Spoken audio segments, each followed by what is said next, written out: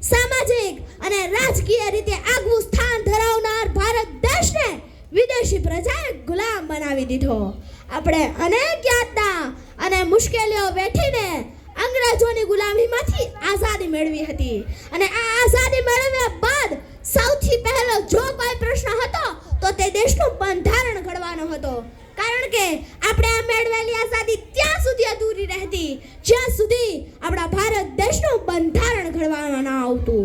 આપણા ભારત દેશે અંગ્રેજોની ગુલામીની બેડીઓ તો તોડી, પણ સાચા અર્થમાં આઝાદી એટલે દેશનું પોતાનું બંધારણ. ભારતમાં અનેક ધર્મો, જાતિઓ, પ્રદેશો, ભાષા, સંસ્કૃતિ હોય તેમજ તત્કાલીન સ્થિતિ તથા ભાવિને ધ્યાને લઈને બંધારણ ઘડવાનું કાર્ય ખરેખર એક મહાપ્રશ્ન હતો. આપણા બંધારણના ઘડવૈયાઓની 2 વર્ષ 11 મહિના અને 18 દિવસની અથાગ મહેનત બાદ ભારતનું બંધારણ સભામાં 26 નવેમ્બર 1949 ના દિવસે સ્વીકાર્યું હતું અને 26 જાન્યુઆરી 1950 ના દિવસે લાગુ કરવામાં આવ્યું હતું. હાલમાં 26 નવેમ્બરને બંધારણ દિવસ અને 26 જાન્યુઆરીને પ્રજાસત્તાક દિવસ તરીકે આપણે ગૌરવભેર ઉજવીએ છીએ. सदियों के बंद टूटे आजाद हो गए हम, कैद एक गिरा से छूटे दिल ए शाद हो गए हम. अंग्रेजों से बेखौफ बेनियाज असयाद हो गए हम, असयाद हो गए हम. फिर बस गया नशे मन आबाद हो गए हम. रोजे सईद आया 26 जनवरी का दौरे जदीद लाया भारत की बरतरी का, भारत की बरतरी का. આપણા દેશનું બંધારણ વિશ્વમાં અજોડ છે. લિબર્ટી, ફ્રેટર્નિટી અને ઇક્વેલિટી એ ભારતીય બંધારણનો મુદ્રાલેખ છે. ભારતીય બંધારણે દેશના નાગરિકોને આર્થિક, સામાજિક અને રાજકીય ન્યાય, વિચાર, વિશ્વાસ, ધર્મો અને ઉપાસનાની સ્વતંત્રતા, પ્રતિષ્ઠા અને અવસરની સમાન પ્રાપ્તિ, વ્યક્તિની ગરિમા અને રાષ્ટ્રની એકતા, અખંડિતતા, સુનિશ્ચિતતા પ્રદાન કરી છે.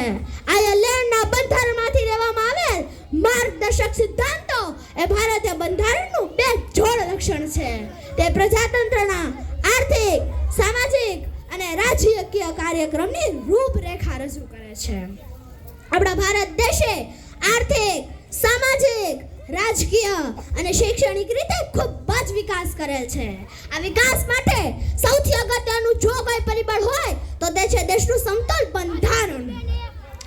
બંધારણે દેશના નાગરિકોને ધર્મો, જાતિ અને પ્રદેશથી પર રહીને સમાન અધિકાર આપ્યો છે. એટલે જ તો કહેવાનું મન થાય છે કે ભારત કે ગણતંત્ર કા સારે જગ में मान, भारत के गणतंत्र का सारे जग में मान, दशकों से खिल रही उसकी अद्भुत शान. सब धर्मों को देकर मान रचा गया इतिहास, सब धर्मों को देकर मान रचा गया इतिहास, इसलिए हर देशवासी को इसमें है विश्वास. આજનો ઉત્સવ માત્ર સ્મારક જ નથી પરંતુ એક્શન ટુ એક્શન છે. નિઃશંકપણે આપણા ભારત દેશે શૈક્ષણિક ક્ષેત્રે IIM, IIT, તબીબી ક્ષેત્રે એમ્સ તથા અવકાશ વિજ્ઞાન ક્ષેત્રે ઇસરો જેવી જગવિખ્યાત સંસ્થાઓ સ્થાપી દુનિયાના વિકાસમાં અગત્યનો ફાળો આપ્યો છે. પરંતુ આ વિકાસથી આપણે સંતોષ માની લેવાનો નથી. આપણા મહાન રાષ્ટ્રની પ્રગતિમાં સક્રિયપણે ફાળો આપીને આપણી આઝાદીના 100 વર્ષ એટલે કે 2047 સુધીમાં ભારતને વિકસિત રાષ્ટ્ર બનાવી વિશ્વની મહાસત્તા બનાવવાની છે.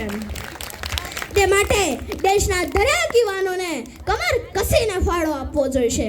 સરકારશ્રીની નીતિઓ તથા યોજનાઓના સુયોગ્ય અમલીકરણ માટે આપણે દેશના નાગરિક રીતે આપણો ફાળો આપવો જોઈશે. મારા માટે દેશે શું કર્યું એના કરતાં હું દેશ માટે શું કરી શકું એ મંત્રને અમલી બનાવી દેશના ઉજ્જવળ ભવિષ્યનું નિર્માણ કરી સાચા અર્થમાં પ્રજાતંત્રના મૂલ્યનું સિંચન કરી શકીશું. અંતમાં હું એટલું જ કહું કે પ્રજાસત્તાક ભારત એટલે ગરીબી મુક્ત ભારત, પ્રજાસત્તાક